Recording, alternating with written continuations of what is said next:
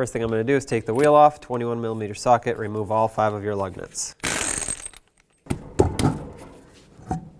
Now for this caliper, you can't actually take the caliper off the bracket to start because this slider pin, when you take it out, it'll hit this arm. So what I'm going to do is take the whole caliper with the bracket off and then separate the two once the whole assembly is off. So 19mm socket, remove the 2 bolts that hold this onto the knuckle. There's one right here and then one up above.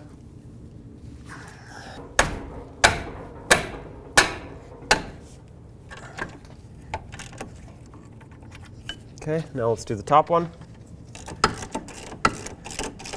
Now we can take this top one all the way out, and then I'll grab a wrench and do the bottom one, because if you use your socket and ratchet, it will most likely get stuck between the arm and the bolt.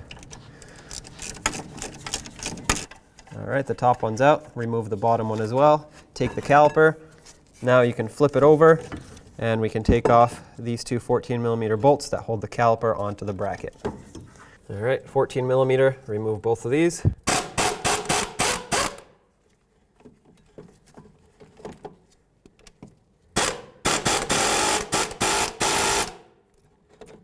All right, take this one out. A little trick, if it's stuck like this one is, take your power tool with a wrench in here and use the wrench to pry this out as you're spinning it. Just make sure the wrench is bigger than the thread so you don't ruin them. As you can see, this one's pretty rusty. It's going to need some serious cleaning. But now you can separate your caliper off the bracket. Leave the caliper here. Make sure it's not hanging by the brake hose. Now it's time to take off the rotor. This one's really stuck on here, and I know it's not the parking brake because it spins freely. If it was the parking brake, then it wouldn't spin. So I'm just going to take a hammer between the lug studs, and hopefully that'll break it free from the hub. Oh, one hit did it. Slide this off. Before we go too far, let's remove the axle nut with a 32mm socket.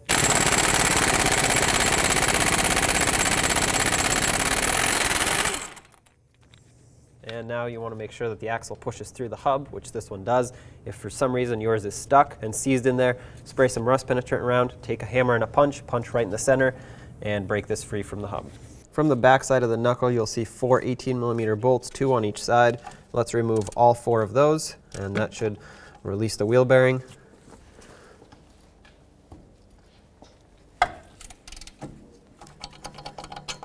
Okay, that's one.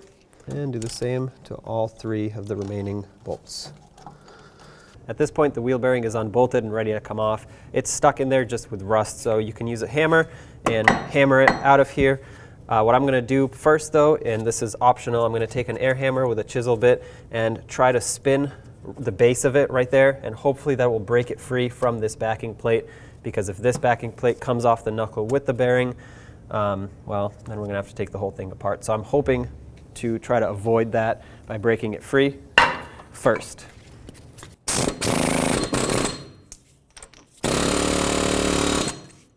Now I'm just going to use a hammer and hammer the wheel bearing back and forth, back and forth. Hopefully that'll break it free from the knuckle and the backing plate.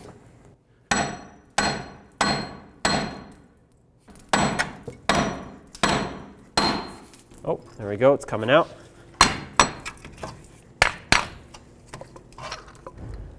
Perfect. Now with a wire brush, I'm just going to clean up all of this rust and debris that has gathered up over time here.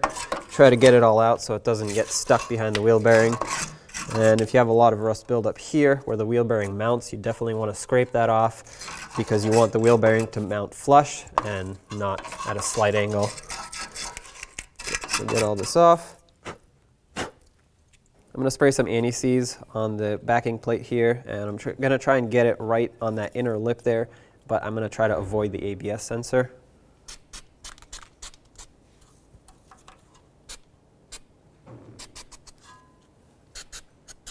And a little bit on the splines of the axle, just to help it not seize in there in the future.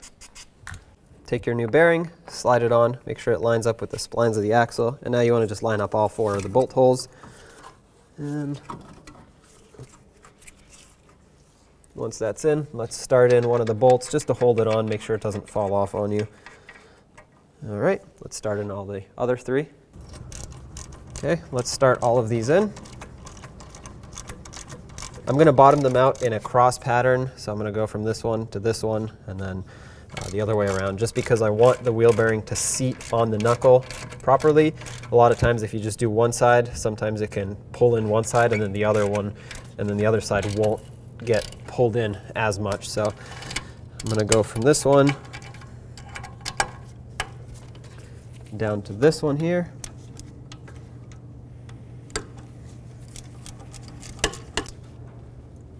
Okay, that's snug. Now I'm going to go over to this one, and lastly, this one over here. I'm going to also torque these in a cross pattern for the same reason. I want this to seat properly all the way. 51 foot-pounds for all 4 of these bolts. Let's reinstall the axle nut. And mine didn't have a cotter pin when I removed it, but of course I'm going to put one back on. Snug it up. And now let's torque it to 110 foot-pounds. I have a pry bar going across my lug studs to prevent this hub from spinning. I'm going to torque this to 110 foot-pounds. Right there. Now let's install the cotter pin. Slide it through and bend it over to lock it in.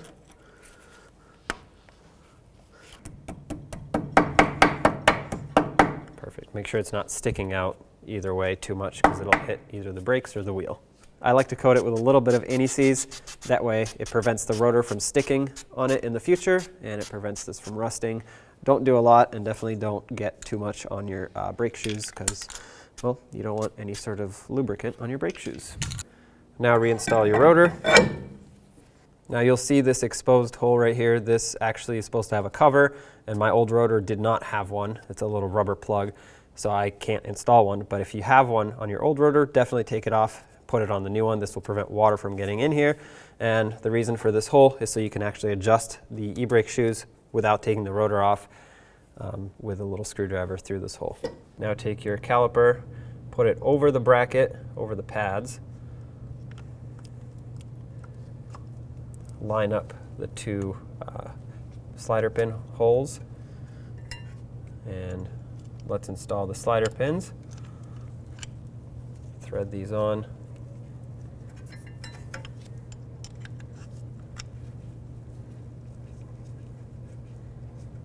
And if you had your old caliper, if you're still reusing it, you'd have to compress the piston, which I'll show you in a minute how to do that. But for now, I'm going to slide this over the rotor here, and take your 2 caliper bolts. Take your 2 caliper bolts and start these on so the caliper doesn't fall off.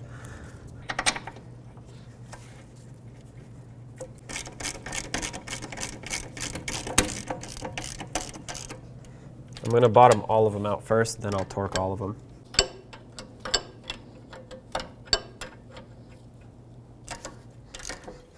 Nice and snug. Again, I'll come back and torque these. Let's tighten these.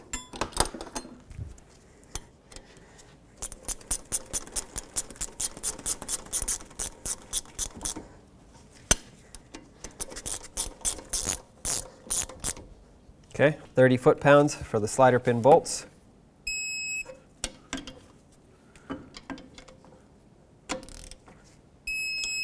And 60 foot-pounds for the caliper 2 knuckle bolts.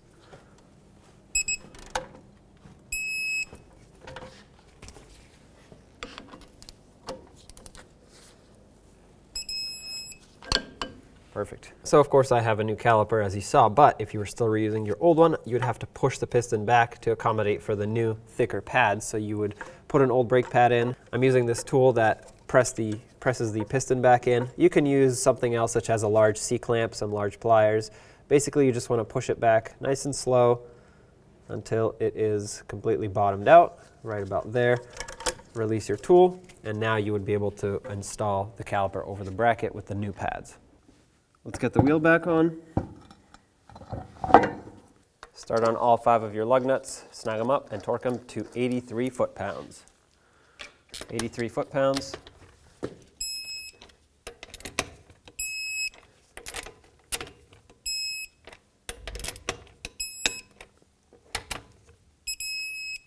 Now take it for a road test down to your local alignment shop.